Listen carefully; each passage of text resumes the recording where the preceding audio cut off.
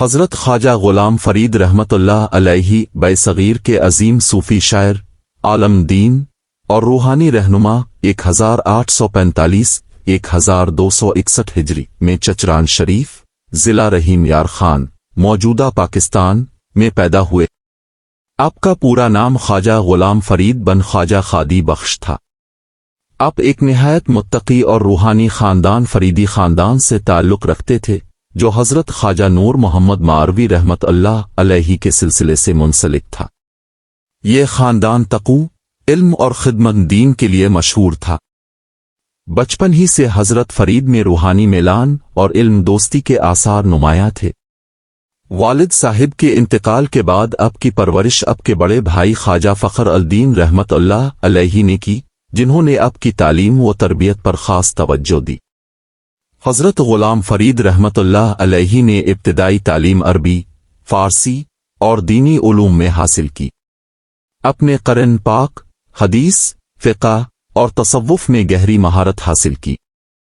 نابالغ کے زمانے میں ہی اپنے قرن مجید حفظ کیا اور شاعری میں خاص دلچسپی ظاہر کی، خصوصاً صوفیانہ شاعری میں۔ آپ کو حضرت خواجہ نور محمد ماروی رحمت اللہ علیہ کی تعلیمات نے گہرے طور پر متاثر کیا۔ اپنے سلسلہ چشتیہ نظامیہ صابریہ میں بیعت کی اور ریاضت، عبادت اور ذکر الہی کے ذریعے بلند روحانی مقام حاصل کیا۔ حضرت خواجہ غلام فرید رحمت اللہ علیہ نے اپنی زندگی کا زیادہ حصہ چچران شریف اور کوٹ مٹھن میں گزارا۔ آپ کا طرز زندگی نہایت سادہ، متواضع اور روحانیت سے بھرپور تھا۔ آپ کا مقصد صرف رضائے الہی حاصل کرنا اور مخلوق خدا کی خدمت کرنا تھا۔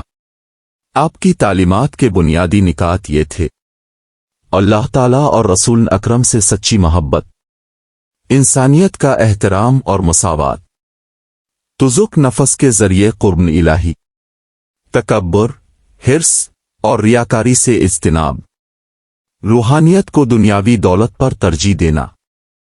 حضرت فرید رحمت اللہ علیہ نے انگریزی سامراج کے دور میں ظلم و ناانصافی کے خلاف آواز اٹھائی اور اپنی قوم کو دینی و ثقافتی بیداری کا پیغام دیا۔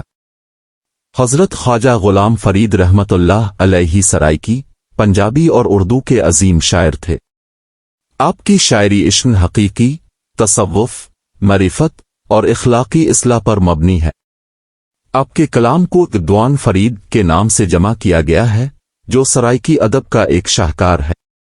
آپ کی شاعری کے مرکزی موضوعات درج ذیل ہیں: عشق حقیقی، اللہ سے محبت، نعت رسول، انسانیت اور مساوات، روحانی سفر کی منازل، چولستان کے صحرا اور فطرت کی خوبصورتی۔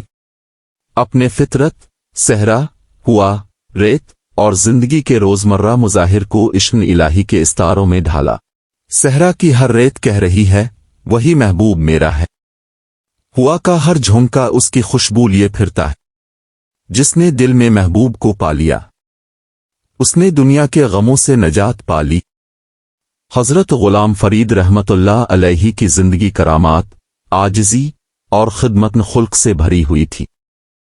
ہر مذہب اور طبقے کے لوگ، مسلمان، ہندو، سکھ، آپ کے در پر آتے، دعائیں لیتے اور دل کی تسکین پاتے۔ آپ کے کلام اور نصیحت نے ہزاروں دلوں کو بدل دیا۔ آپ نے کبھی شہرت دولت کی خواہش نہیں کی۔ آپ کا مقصد صرف یہ تھا کہ انسان اللہ کی محبت میں ڈوب جائے اور نفرتوں سے پاک دل اختیار کرے۔ حضرت خواجہ غلام فرید رحمت اللہ علیہ 1901-1319 ہجری میں چچران شریف میں وصال فرما گئے۔ آپ کا مزار مبارک وہیں واقع ہے جو آج روحانیت اور عقیدت کا مرکز ہے۔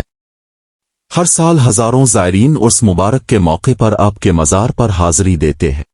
حضرت خواجہ غلام فرید رحمت اللہ علیہ بیصغیر کے ان عظیم صوفی بزرگوں میں سے ہیں جنہوں نے محبت، امن اور وحدت کا پیغام دیا۔